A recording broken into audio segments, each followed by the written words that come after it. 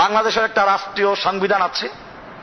এই সংবিধানের সাথে একে লেখা আছে প্রজাতন্ত্রের সকল ক্ষমতার মালিক জনগণ।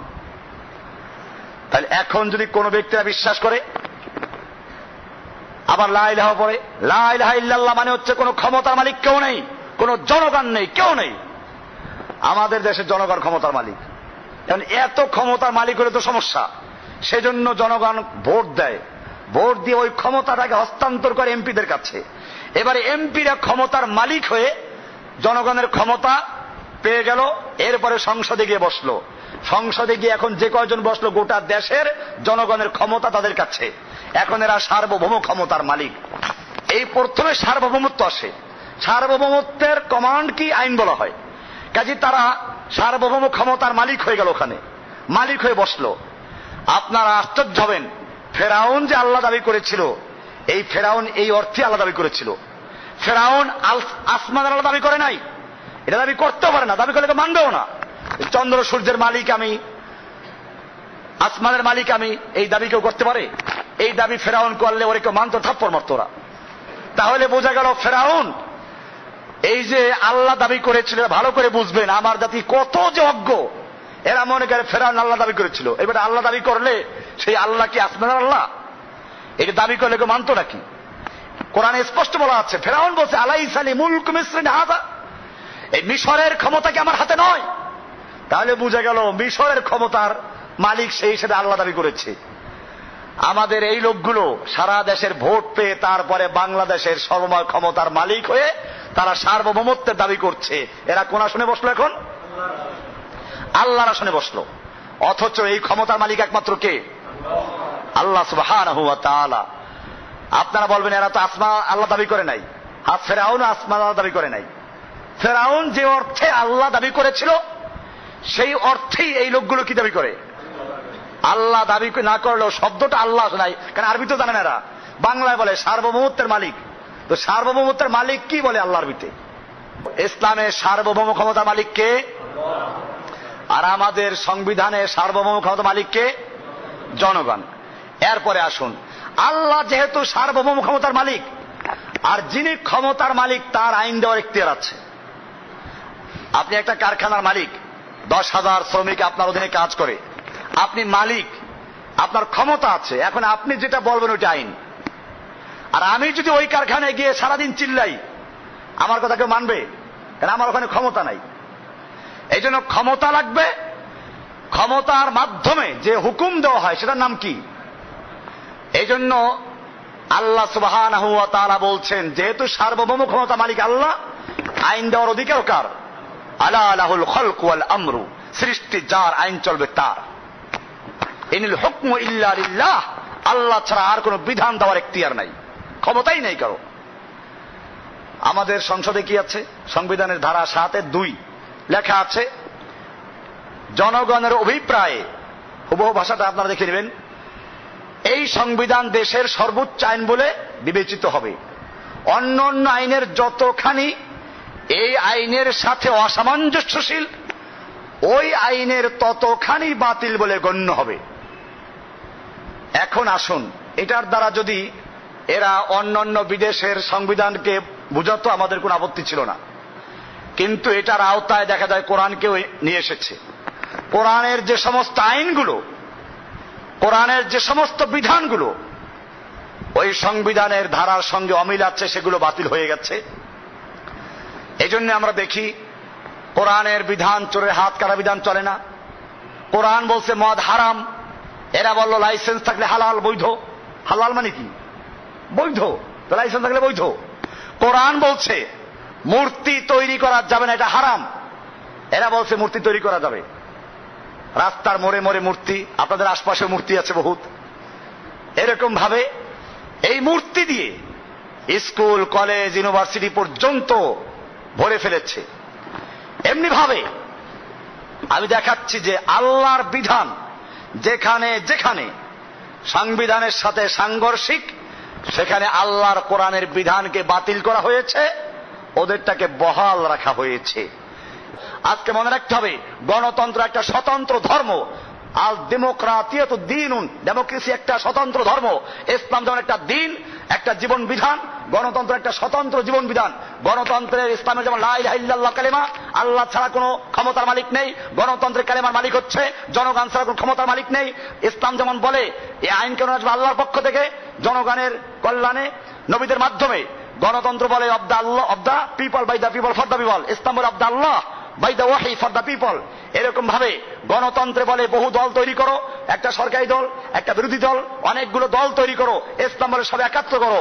এজন্য বুঝতে হবে এই গণতন্ত্রের মাধ্যমে দিন কায়েম করার স্বপ্ন দেখা, নবীর তরিকা বাদ দিয়ে দিন কায়েমের স্বপ্ন দেখলে দিন কায়েম হবে জীবনও।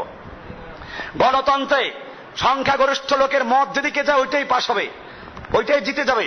আল্লাহ তাআলা কোরআনে পরিষ্কার বলেছেন, ওয়াইন তুতে আকসারা মান ফিল আরদ, হে নবী আপনি যদি দুনিয়ার সংখ্যাগরিষ্ঠ মানুষের মত অনুসরণ করেন, ইউদিল্লুকা আন সাবিলিল্লাহ, তারা আপনাকে আল্লাহর রাস্তা থেকে পথভ্রষ্ট করে ফেলবে, গোমরা করে ফেলবে। এই আয়াতে স্পষ্ট করে যে সংখ্যাগরিষ্ঠ লোকদের মতামত, ভোটের মতামতের অনুসরণ করা ইসলামে জায়েজ নেই। ইসলামে ভিন্ন বিষয় আছে শুরা।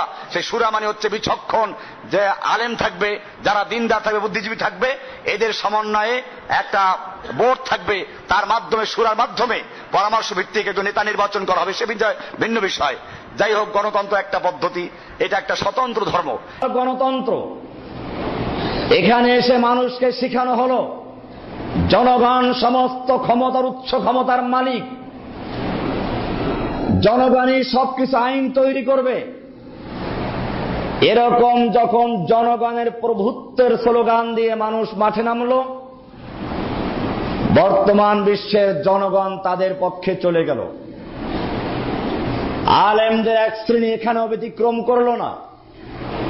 একদল আলেমেরা সঙ্গে সঙ্গে গণতন্ত্রকে ইসলামাইজেশন করার জন্য উঠে পড়ে লেগে গেল, যার ধারা বর্তমান পর্যন্ত অব্যাহত আছে।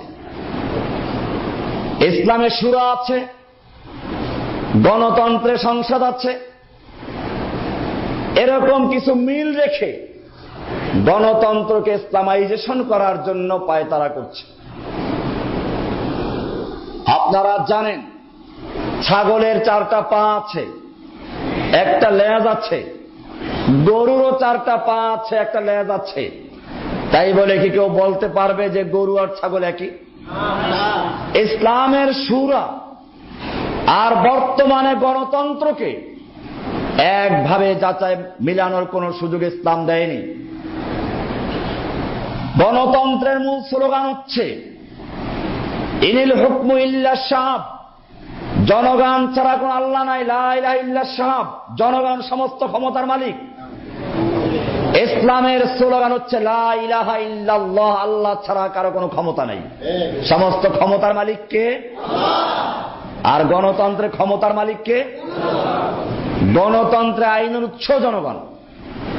এগুলো শুধু আমার বক্তব্য না, কারো যদি অবিশ্বাস লাগে বাংলাদেশের সংবিধানটা খুলে দেখলেই পাবেন 7-এর 1-এ লেখা আছে প্রজাতন্ত্রের সকল ক্ষমতার মালিক জনগণ। একজন মুসলিম বিশ্বাস করবে শুধু বাংলাদেশের প্রজাতন্ত্রে নয়, গোটা দুনিয়ার এবং সমস্ত কিছুর ক্ষমতার মালিক একমাত্র আল্লাহ সুবহানাহু ওয়া তাআলা। এরপরে 7-এর 2-এ লেখা আছে এই সংবিধান দেশের সর্বোচ্চ আইন, অন্য অন্য আইনের যতখানি এর সাথে অসামঞ্জস্যশীল ওই আইনের ততখানি বাতিল বলে গণ্য হবে। আপনারা জানেন এজন্য গণতন্ত্রের ভাষ্যকার আব্রাহাম লিঙ্কন স্পষ্ট করে দিয়েছেন of the people, by the people, for the people বলে। একজন মুসলিম বিশ্বাস করবে আইন দেওয়ার উৎস আল্লাহ সুবহানাহু ওয়া তাআলা। কোরআন বলছে ইনিল হুকমু ইল্লা লিল্লাহ, আল্লাহ ছাড়া কার আইন বিধান দেওয়ার অধিকার নেই। কোরআন বলছে আল্লাহু ইয়াহকুমু লা মুআক্কিবা লিহুকমিহি, আল্লাহ তাআলা বিধান দেন, আল্লাহর বিধানকে পশ্চাতে ফেলে দেওয়ার অধিকার কারণে।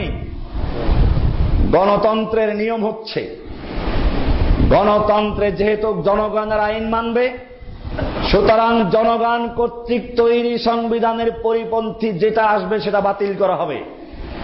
এ কারণে আল্লাহর বিধান চোরের হাত কাটা আইন বাতিল করা হয়েছে, পর্দার আইনকে বাতিল করা হয়েছে, সম্পত্তির আইনে হাত দিয়ে তারা দেখেছে হাত পুড়ে যাচ্ছে, বিরত রেখেছে।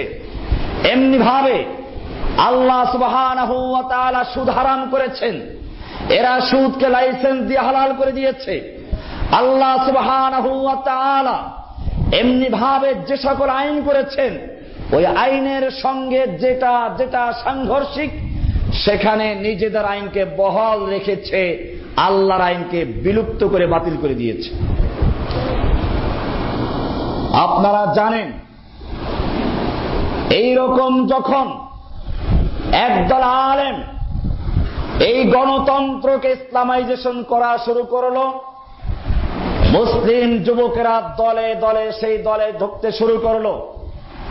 কিন্তু বর্তমান বিশ্বের মুসলিম জাতি জানতে পেরেছে, সমাজতন্ত্র যেরকম ভাবে মানুষকে শোষণ করার জন্য গোটা দেশের মুসলিম জনগণকে, শুধু মুসলিমদেরকেই নয় গোটা জাতিকে মুষ্টিমেয় কয়েকজন লোকের গোলামে পরিণত করেছিল, ঠিক তেমনি ভাবে বর্তমান বিশ্ব গণতন্ত্রের স্লোগান দিয়ে মুষ্টিমেয় কয়েকজন শাসকেরা বা একটা দল গোটা জাতিকে গোলামে পরিণত করছে, যার জ্বলন্ত প্রমাণ দেখতে পাচ্ছি আমরা এদেশেও। যে দেশের মানুষ গণতন্ত্রের বক্তব্য, বাক স্বাধীনতা, সেখানে যখনই কেউ কোন নির্দিষ্ট সরকারের বিরুদ্ধে কথা বলে তখন তাদেরকে কারারুদ্ধ করা হচ্ছে, অথবা ফাঁসি দেওয়া হচ্ছে, অথবা পাখির মতো তাদেরকে রাস্তায় গুলি করে হত্যা করা হচ্ছে, অথবা এই গণতন্ত্রের আইন প্রণেতাদের আর এক দলকে তারা রাস্তায় পা দিয়ে বুট দিয়ে মারাচ্ছে। আমরা দেখেছি কিভাবে গণতন্ত্রের স্লোগান দিয়ে মানুষকে, গণতন্ত্রী মানুষকে রাস্তায় তারা পালাচ্ছে। যদি সত্যিকার অর্থে কেউ ইসলামের জন্য কাজ করে, পৃথিবীর বুকে আবার ইসলামকে বিজয়ী করতে চায়, তাহলে যেভাবে বিভিন্ন দেশের মুসলিম যুবকেরা বুঝতে পেরেছে সমাজতন্ত্র নয়, গণতন্ত্র নয়, মুসলিমদের বিজয় আসতে পারে শুধুমাত্র আল্লাহর রাসূলের তরিকায়।